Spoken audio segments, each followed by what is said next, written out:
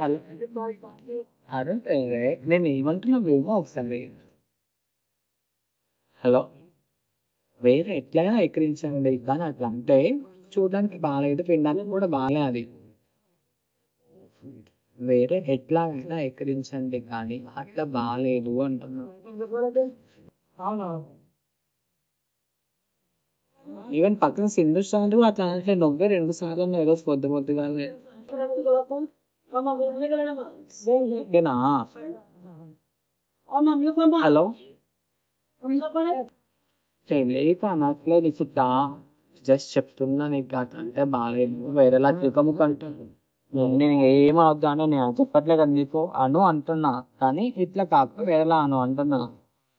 కానీ మీరు ఇంకా 5 years ఉండాలి, ఇప్పుడిప్పుడు 5 years ఉండాలి, ఇప్పుడిప్పుడు ఇట్లా మిస్అండర్స్టాండింగ్స్ వస్తే ఎట్లా చెప్పు.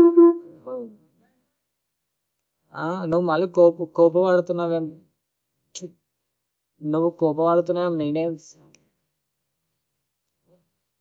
సరే, జోక్గా వేరేలా అనిపిస్తా మరి, అట్లా అంటే బాగాలేదు. నా పక్కన పొందిన స్టిక్కర్ గా చూసి అట్లా అనుకో, నేనేం చెప్పాలి అది. అక్కడ నువ్వు బ్యాడ్ నీకు బ్యాడ్, వాళ్ళ క్లోజ్ లేదా అట్లా అంటే జస్ట్ ఇది కానీ చెప్పినావు అంటూ అనండి, నేనేం ఫీల్ అవ్వను. వేరేలా అనండి, నేనేం ఫీల్ అవ్వను, కాకపోతే బాగాలేదు అంటున్నా అంతే.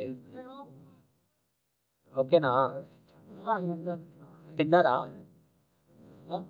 ఆ? ఇప్పుడు నువ్వు ఒక్కదాని వెళ్తున్నావు, వేరే వాళ్ళు లేదా. హలో. మరి ఇది ఎవరు మాట్లాడారు, మరి మామనార్లో ఎవరు ఉంటారు అంటున్నా. నారాయణపేట. అక్కడ ఎవరు ఉంటారు. మీ నాన్న వాళ్ళు. అక్కడికి వెళ్తున్నావా. మొన్న ఎంతకు ఏడుస్తుంది ఓకే.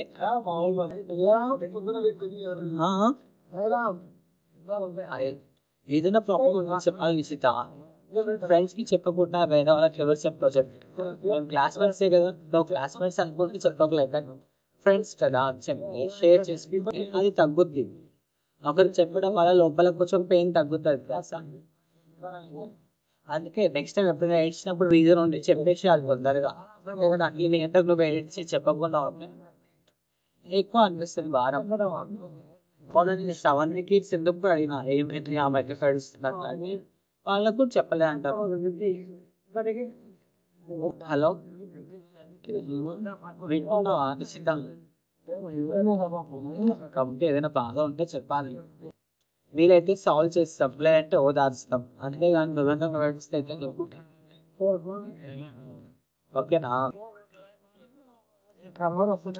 ఇక్కడ నువ్వేం ఫీల్ అవ్వకు, నేను అను ఎక్కువ నుంచి అట్లే కలిసినే ఉంటావు, అంతేగాని ఆ వర్డ్ ఒక్కటి బాగాలే అంటున్నా అంతే.